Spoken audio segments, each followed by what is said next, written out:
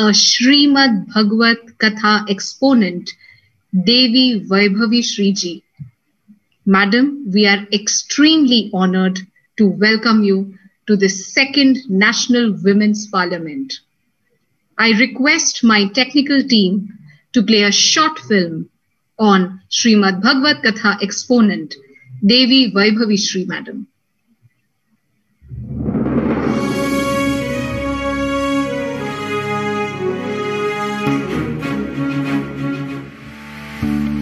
Devi Vaibhavi Shri is a noted scholar of Indian religious scriptures who offers enlightening discourses in Marathi and Hindi on Bhagavad Katha, Ramcharitmanas, Shiv Mahapuran and the Bhagavad Gita in the context of normal human life today. During her discourses, various projects are implemented such as blood donation camps, free medical checkup camps, free marriages of poor and needy girls, sanitation campaigns, awareness about female feticide, and awareness about farmer suicides. She has won numerous awards and accolades for her services, including the Spiritual Guru Award and the Sant Sheva Shri Award. We are honored to welcome Devi Vaibhavi Shri to the Second National Women's Parliament hosted by MIT World Peace University. Namaste Devi Vaibhavi Shri. Madam, thank you so much for joining us. It is indeed our privilege to have you here. I now kindly request you to address this gathering. Over to you, madam. I would humbly request you to unmute your mic, madam. So, आप सब पिछले कुछ समय से हम आप सबको सुनते आए। बहुत अच्छा लगा कि हम इस इवेंट का एक हिस्सा बन सके और जैसे ही सूचना मिली, पहले तो समय के बारे में थोड़ा सा ये था और अब आप सबके मध्य में आकर स्पेशली इसके पहले जो विशेष रूप से चिंतन यहाँ हुआ, तो हिंदी ठीक है ना, यानी सब ओके। जी जी मैम, बिल्कुल बिल्कुल, क्योंकि मुझे लगता है कि आप सबके मध्य में लैंग्वेज की कोई आवश्यकता नहीं है। ये तो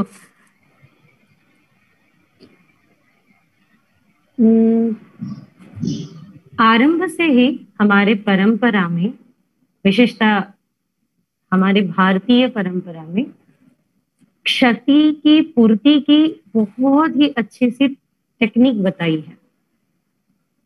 ऑब्वियसली ये समय, ये दौर जो चल रहा है, ये समय, ये दौर क्षति के पूर्ति का समय है।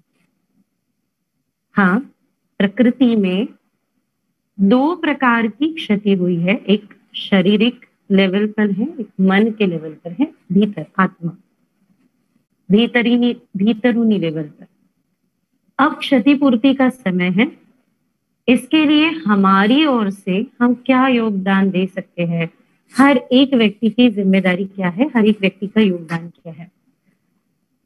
अगर आपने कभी भगवत गीता का थोड़ा सा चिंतन किया होगा तो भगवत गीता में ही देखो कितनी विशाल सोच हमारी रही है। ऋषि का अर्थ ही है रिसर्च करने वाले, और ऐसा नहीं समझ सकते हम ऋषि ये किसी केवल स्त्री के लिए कहा है या पुरुष के लिए कहा है, नहीं। मुनि यानी क्या? जो मनन करते हैं।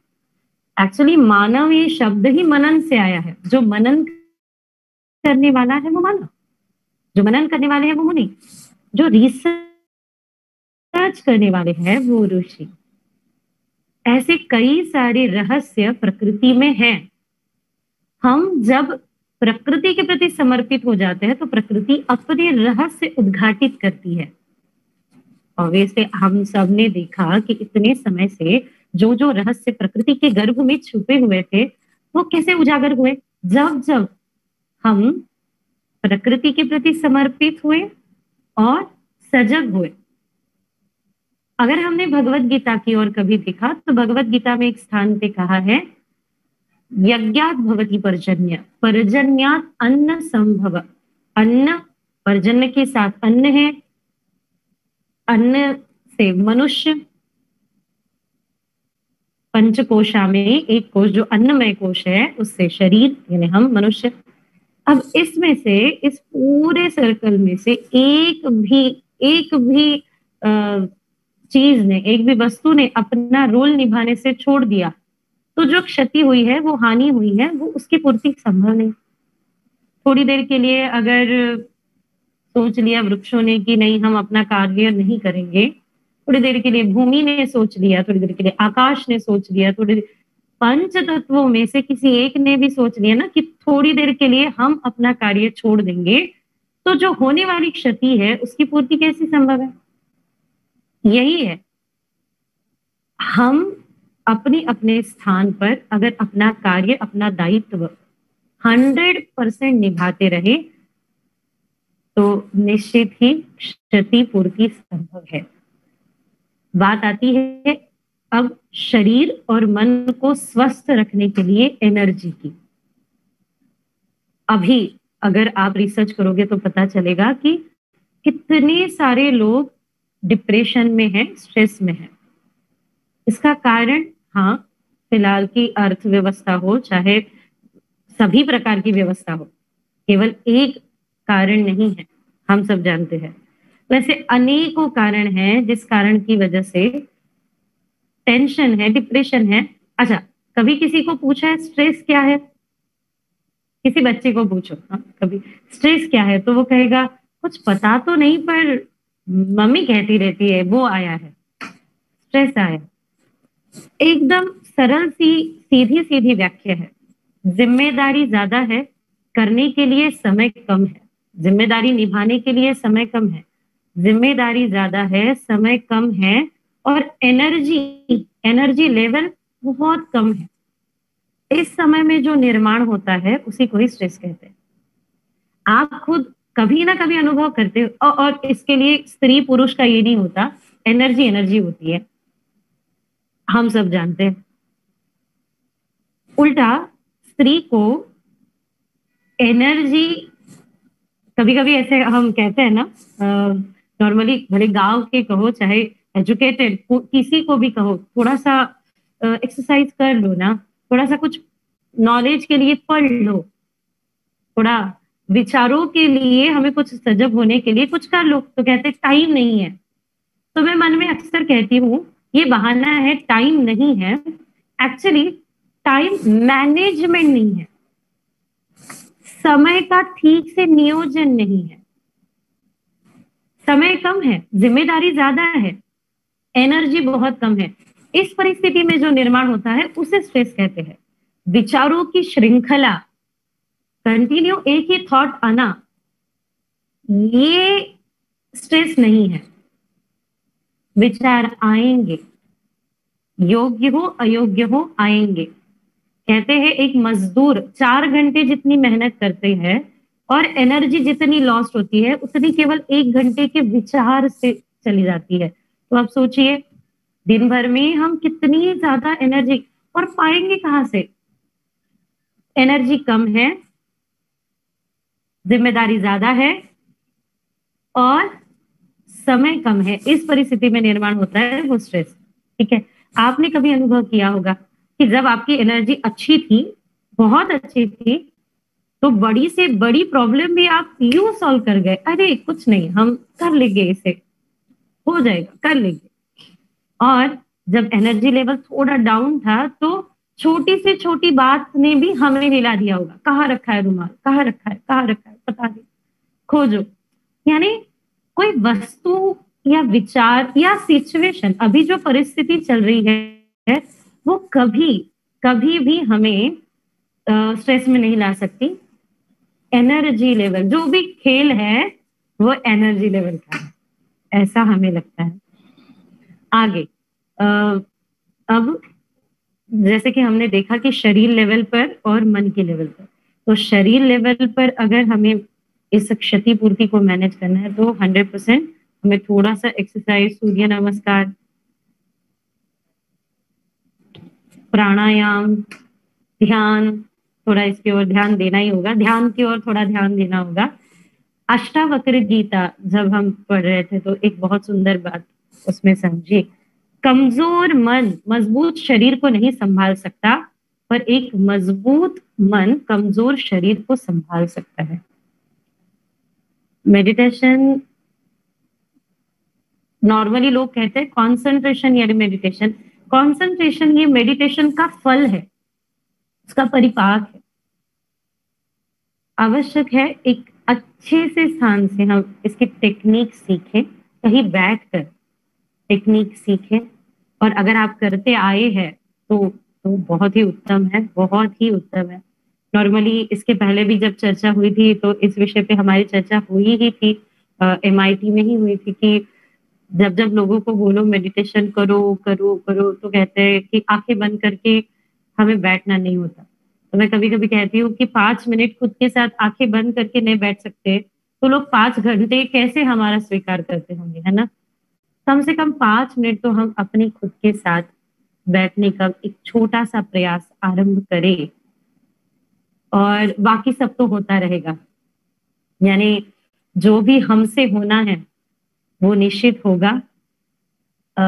हमारे द्वारा नवनिर्माण, जैसे हम सब जानते हैं कि इसे 3 शक्तियां दिखाई गई है, ब्रह्मा, विष्णु और शिव दिखाई गई है ये 3 शक्तियां, पर हमारे भीतर ये कैसे कार्य कर रही है इसको कैसे समझे।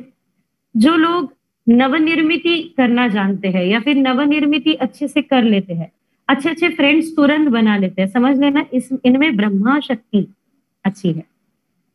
जो लोग हाँ भले निर्माण हो न हो पर मेंटेनेंस जो है उसको मेंटेन करना अच्छे से जानते हैं, तो समझ लेना इनमें विष्णु शक्ति है। कुछ लोगों का काम है तोड़ फोड़ का, यानी पहला जो है उसको डिस्ट्रॉय करना और कुछ आगे की सोच रखना, ये शिवा शक्ति। तो ये हमारे भीतर ही है। कुछ लोगों के देखो फ्रेंड्स अच्छे बन जाते हैं, नहीं नहीं, कुछ लोगों के बने ना बने पर हैं उतने मेंटेन रहते हैं। कोई कोई कहता भी है ये हमारे बहुत पुराने यानी बहुत पुराने मित्र है, या फिर कुछ लोगों को तो हमेशा नया नया नया प्रिय होता है, पीछे का पीछे छूटता रहता है। कहने का तात्पर्य ये तीनों शक्तियां किसी एक प्रधानता के साथ हमारे मध्य में होती हैं, पर ये तीनों शक्ति कहीं एक स्थान पर अगर वो है गुरु शक्ति। जब हमने अपनी कथा सेवा आरंभ की तो एक महिला होने के नाते थोड़े से चैलेंजेस भी देखने पड़े, क्योंकि गांव की सोच तो पता ही है, कभी कभी ऐसा भी होता था महिलाओं को अधिकार है क्या व्यासपीठ पे बैठने का। तो किसी ने ऐसे ही कहा अरे वो तो व्यासपीठ है ना, उसको व्यासपीठ कहा है तो महिला क्यों बैठे वहां। तो हमने अपनी ओर से एक बात रखी कि व्यास का एक अर्थ केवल पुरुष के लिए व्यास उच्चारण नहीं किया है, व्यास का एक अर्थ है वो बिंदु जहां से सब समान दिखाई दिए। तो वो व्यक्ति है व्यासपीठ पे बैठने वाला जहां से सब समत्व दिखाई देता है। हम अपनी अपनी जब जब कथाएं होती है तब तक बच्चियों से हम मिलते हैं, महिलाओं से मिलते हैं, अक्सर हम एक ही बात कहते हैं कि नारायणी बनो, नारायणी बनो। नारायणी को देखा है, देखो कभी आपने किसी पोस्टर में किसी मूर्ति में अगर देखा होगा वो स्वरूप, हमारे पुराने लोग यानी ऋषि मुनि कितने समझदार थे, उन्होंने हमारे देवताओं को इतना सुंदर रूप दिया कि वो देखकर प्रभावित भी हो, आकर्षित भी हो और कुछ सीखे, बहुत कुछ सीखे। नारायणी का हाथ ऐसा नहीं रखा, मांगते हुए नहीं रखा, लक्ष्मी जी का हाथ सदा ऐसा है, ले जाओ, प्रसन्नता मुझसे ले जाओ, प्रपन्नता मुझसे ले जाओ, समाधान मुझसे ले जाओ। और आज ये हम सबकी जिम्मेदारी हो गई है, बन चुकी है। आज जैसे कि हम बाहर से शरीर निरोगी रहे इसके लिए बहुत सारी एफर्ट्स ले रहे हैं, वैसे ही हमारा मन निरोगी रहे इसके लिए थोड़े से कष्ट लेना जरूरी है। बहुत ज्यादा भागते रहेंगे तो प्रकृति इस प्रकार से अपनी क्षति की पूर्ति कराएगी। वेट ना करे, खुद विश्राम कर लिया करे, आवश्यकता होती है, कभी कभी थोड़ा रुकने की भी आवश्यकता होती है। और विश्राम के बाद जो एनर्जी पाएंगे उसको तो यूज ही करना है ना, वैसे भी तो दोनों साथ चलते रहे। दौड़ते भी रहे पर कहीं कहीं ठहरते भी रहे। और कहाँ ठहरना है और कहाँ चलना है, इस कला को ही विवेक कहा है। और तुलसीदास जी महाराज कहते हैं, बिनु सत्संग विवेक न होई। बिनु सत्संग विवेक न होई, तो थोड़ा सा सत्य का संग करना आवश्यक है। सत्संग यानी केवल वो भजन कीर्तन ऐसा अर्थ नहीं होता। सत्य का संग यानी इस वक्त प्रकृति में जो सत्य है उसके साक्षी होना, और इसके पूर्व उसी सत्य की चर्चा सबने की, अलग अलग प्रकार से की, अलग अलग विचारों के साथ रखी। आप सबने अपने विचारों को सबके मध्य में रखा। हम बहुत बहुत धन्यवाद देते हैं। हमारी कथा सेवा चल रही है, उस बीच हमने ये समय मांगने के बाद जो हमें मिला, इसके प्रति हम कृतज्ञ हैं। और फिर से एक बार आप सबको बहुत बहुत धन्यवाद देते हुए हम thank you so much ma'am, धन्यवाद, बहुत ही धन्यवाद। और मैं यही कहना चाहूंगी कि ऋषि को अनुसंधान से जोड़ना वास्तव में एक नवीनता है। आपने आपके विचार द्वारा हमें सभी को बहुत ही ज्यादा प्रभावित किया, और हम सभी के तरफ से फिर से आपका बहुत बहुत धन्यवाद ma'am. Thank you so much for joining us. Thank you so much. Dear delegates, it is